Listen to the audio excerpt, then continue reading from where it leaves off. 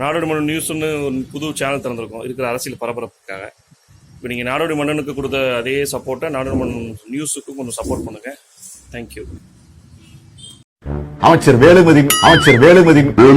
வேலுமணி மீதான புகாரை யாரை வச்சு விசாரிக்கலாம்? கல்வித்துறை அமைச்சர் ஒளிவு மறைவற்ற டெண்டர் சட்டத்தின் கீழ் புதிய புதிய டெண்டரை கோர அரசு தரப்பு வாதத்தை ஏற்க மறுத்த நீதிபதி துரைசாமி விதிகளை பின்பற்றாமல் வெளியிடப்பட்ட இந்த டெண்டரை உடனடியாக ரத்து பண்ணி உத்தரவு போட்டார். நான் இந்த அமைச்சரவைய கிரிமினல் கேபினட்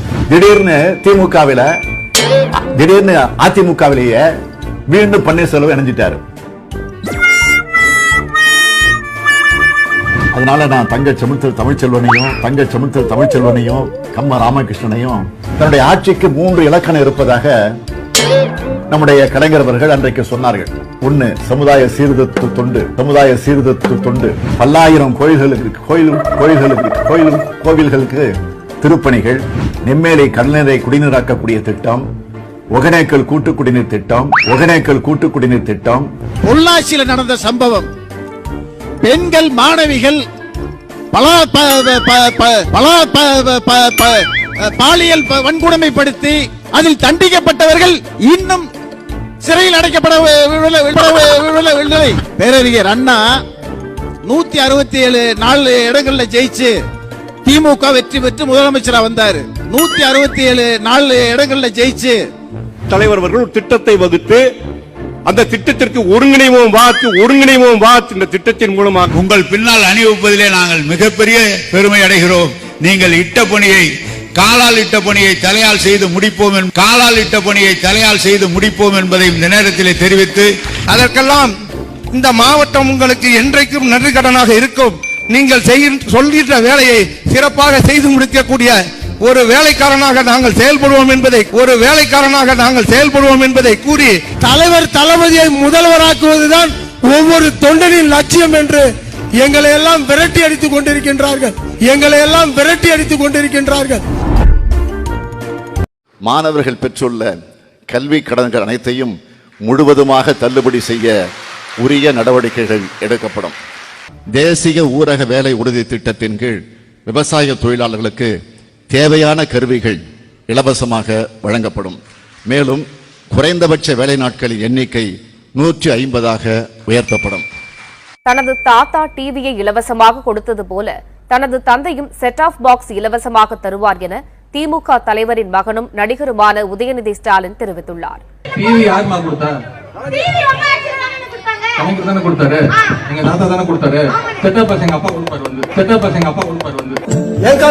எனக்கே பொருள் வாங்கி கொடுத்தா அது பேர் இலவசமா?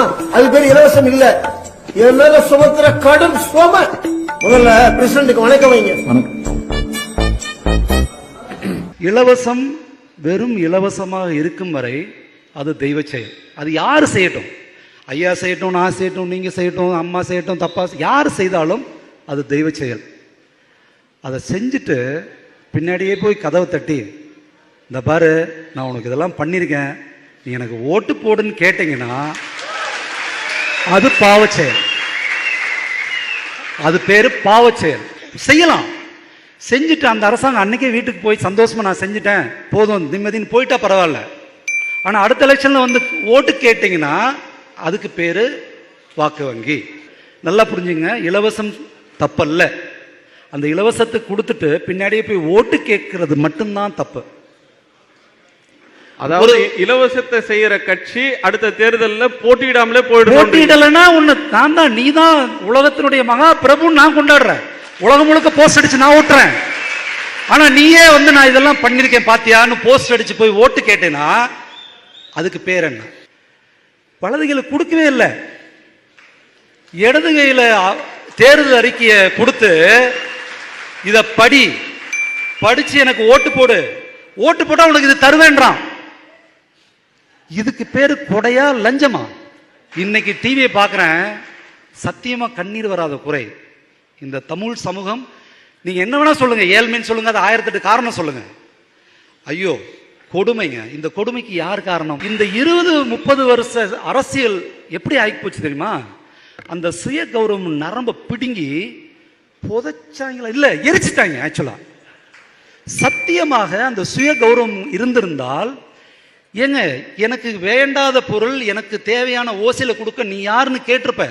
50-60 வருடங்களுக்கோ 100 வருடங்களுக்கோ 1000 வருடங்களுக்கோ முன்னாடி இந்த தமிழன் இலவசமாக வாழல, எந்த கல்வெட்டும் சொல்லல.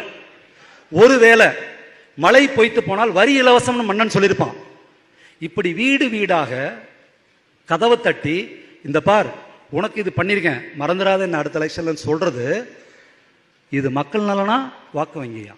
தனித்தனி வீடுகளா போய் வீடுல இருக்க தனிப்பட்ட மனிதன் வாக்காளனை திசை திருப்புவதற்காக நாக்குல தேன் தடவர மாதிரி திட்டங்கள் மட்டும்தான் இலவச திட்டங்கள், வாக்கு வங்கிகள்.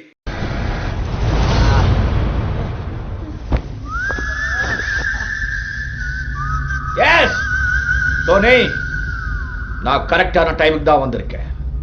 நானும் இந்த நேரத்துக்கு தான் ரொம்ப நாளா காத்துக்கிட்டு இருந்தேன். நான் முன்னுக்கு வருந்தா உனக்கு பிரச்சனை என்ன? நான் முன்னுக்கு வர வேண்டாம், கோட் சூட் போட வேண்டாம், கால் மேல கால் போட்டு உட்கார வேண்டாம், ஸ்டைலா கத்தா. அது உன்னால பொறுத்துக்க முடியலன்னா சாவுடா.